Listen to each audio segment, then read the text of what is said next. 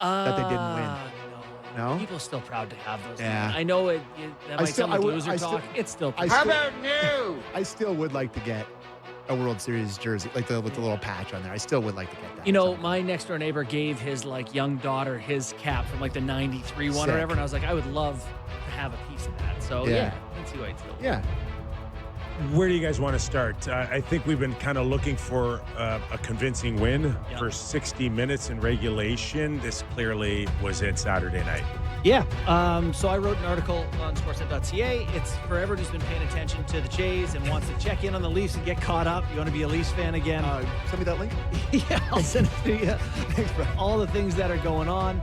I think start with the big headline. Austin Matthews looked good. Skating downhill, 5-on-5, shot a puck past a goalie. That was really encouraging. And then on the other side of the coin, Chris Tanev took another significant hit to the head, stretchered off, and they'll lose him.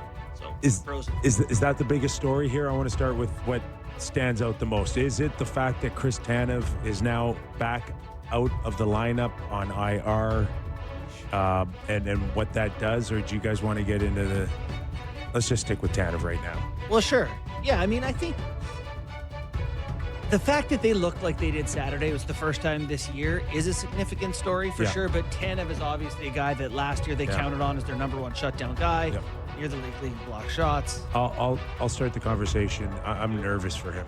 I totally agree. After the last one that happened, Yes. and having, what was it, 10 days apart, those two blows, I mean, that's pretty scary. So, I did watch it multiple times. Incidental contact, Like the response, even though it wasn't.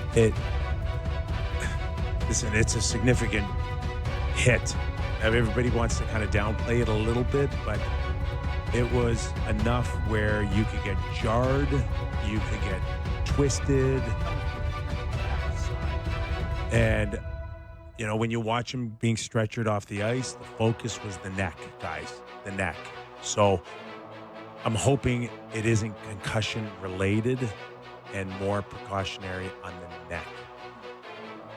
There was a good comparison made that I heard. I want to say it was Jonas Siegel. That reminding of the Jake Muzzin situation. Remember, he had a concussion, came back, and then shortly thereafter got another one. His ended up being spine related, if I recall. He never played another game. And not to say that that's what this is, but you worry anytime you have these things in tight succession, and you're more susceptible. With smaller hits, the more you have them, and he did have concussion issues earlier in his career. So yeah, it's a significant concern, right? 5 more years in this contract, obviously a human being here that we're concerned about too, but from the Leafs perspective, as a hockey perspective, you're going to see a lot of Philippe Myers now, and that ain't Chris Tanev. That's for a decor that's not been very good. That's Just Just on that though, you do have enough NHL veteran NHL guys where you should be able to color it off, but it's something that maybe short term not a huge problem. You're in a playoff Long-term. series, you go, ugh. Yeah, no, but that kind of, if this is going to be a thing, it's something maybe Brad has to look at. The one thing that does scare me with Chris Tanev is the amount of physical abuse he's had the last little while. And I said it before this injury that I thought Florida just pounded the piss out of the Leafs. Alliteration. And more specifically, the blue line.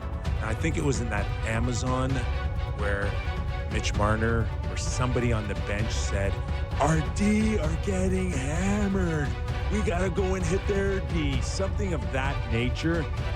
And whoever it was, I think was specifically talking about the abuse that Chris Tanev took. Well, I wrote an article that maybe wasn't specifically on that, but certainly included it about hits taken last year. And Chris Tanev took unbelievable amounts of contact last year because he's not a guy who throws hits. He's a guy who gets to the puck first, makes a small little play with the puck, and takes the hit, which is a very valuable skill and a courageous attribute, but certainly does add up. So, yeah, the Leafs are counting on this guy to be a shutdown guy they can count on.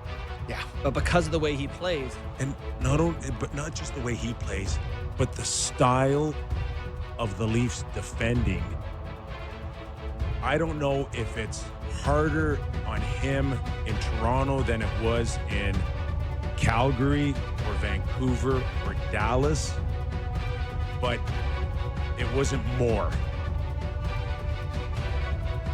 But at his age now, it is serious wear and tear on him. And he's not 27 or 28. Nope. And something's going to have to give here, or else this guy is just going to keep getting hurt. Yeah. Something has to change with the amount of abuse that you had mentioned, or the way they just defend in general. The thing that sucks about it is, it's not a traditional play for him where it happened. Mm-hmm. It's too totally freak, like a little weird collision in front of the net that's head-on-head and then an incidental contact in the neutral zone. It's not like it was a guy who got the puck in on him and just ran him into the end boards and got him. It's two really weird, awkward collisions that have really caused this. So you hope it's...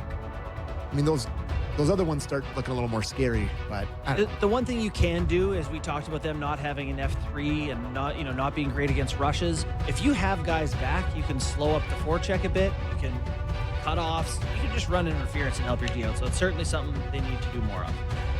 Do you want to hear Bruby, his overview of the game, start from the top there and start picking apart? Because to be honest, there's some real positives from this game. Totally agree. I think we should get to a few. Let's start with the overview. I thought we were a little slow at the start, but got to our game. Way more direct tonight. I thought that our forecheck was really good. Our ozone play was good. Just our PK was really good tonight. I thought we had a lot of people contributing tonight in the game, and our goalie was really good. They gave up the first goal. Yeah. Less than 2 minutes into the game. Yeah, that wasn't great, but after that, kind of shut it down by and large. For the first time, I think, saw them hold the puck in the offensive zone a little bit more, carry some of the high danger stuff at 5-on-5. But hey, first thing I want to do is shout out, because I talked about at one point that Cowan didn't look physically ready or whatever. The last few games, I've changed my mind. It's a thing I do. I reserve the right to watch hockey, and he looks tenacious. He's making plays where other guys on this team don't see the ice like him. He can do it. I'm changing my mind. He can do it this year. I think, to my earlier point about Schaefer, there's going to be lulls. For sure. There's just going to be those areas, those windows where it's 3 or 5 games, or you got to pull him out of the lineup, or you got to back his minutes off. But he's going to have to go through that roller coaster. I think it's pretty clear here that he ain't going anywhere. Right? They're just going to deal with whatever they need to do to hopefully